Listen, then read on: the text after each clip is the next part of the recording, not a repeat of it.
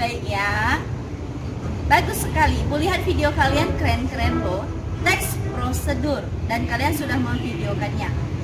Ibu akan memberikan sebuah contoh teks prosedur, tapi sebelumnya kembali Ibu akan menyimpulkan bahwa teks prosedur itu adalah sebuah teks yang memuat tentang suatu proses atau langkah-langkah kerja yang di dalamnya harus ada tujuan. Kenapa kita harus ada tujuan? Supaya jika ada orang lain yang membutuhkan video itu, dia bisa kembali melakukannya. Kemudian setelah ada tujuan, kita harus memberikan bahan-bahan atau alat yang diperlukan jika kita membuat suatu langkah-langkah yang menggunakan properti. Yang ketiga, bagaimana cara kerjanya? Langkah-langkah yang pertama, 2, 3, itu yang dibutuhkan. Dan yang terakhir adalah penegasan. Penegasan bukan berarti kesimpulan, beda dengan teks percobaan. Coba perhatikan, Nak.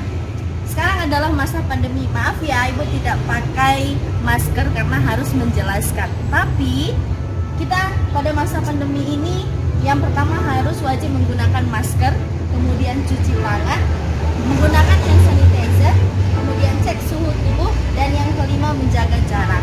Ini harus diikuti protokol kesehatan.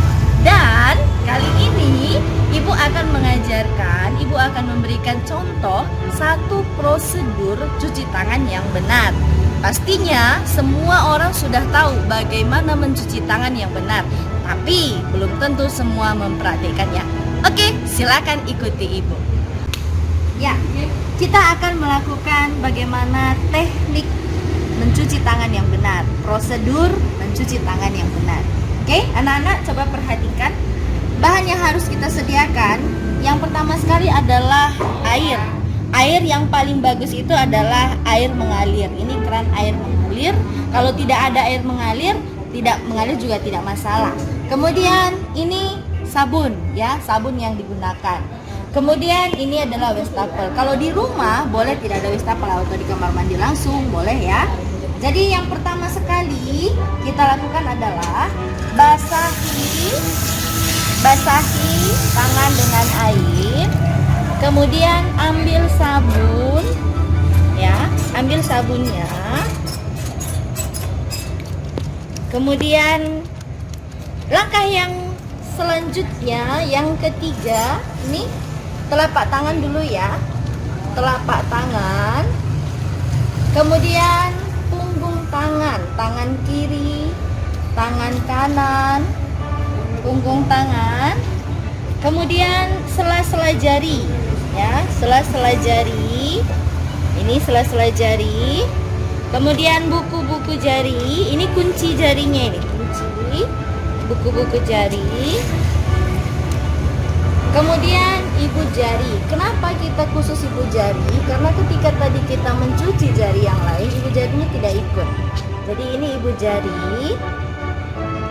Kemudian ini kuku. Kuku juga harus bersih. Jadi kita mencuci kuku jari itu dengan diputar seperti ini, ya. Kita mencuci dengan diputar. Kemudian yang terakhir, bukan hanya tangan kita ini saja, tapi pergelangan tangan ini juga harus dicuci, ya. Ini juga harus dicuci. Sudah selesai semuanya, kita bilas kembali dengan air bersih, ya. Ini airnya tidak disentuh lagi karena dia sudah otomatis. Kita bersihkan.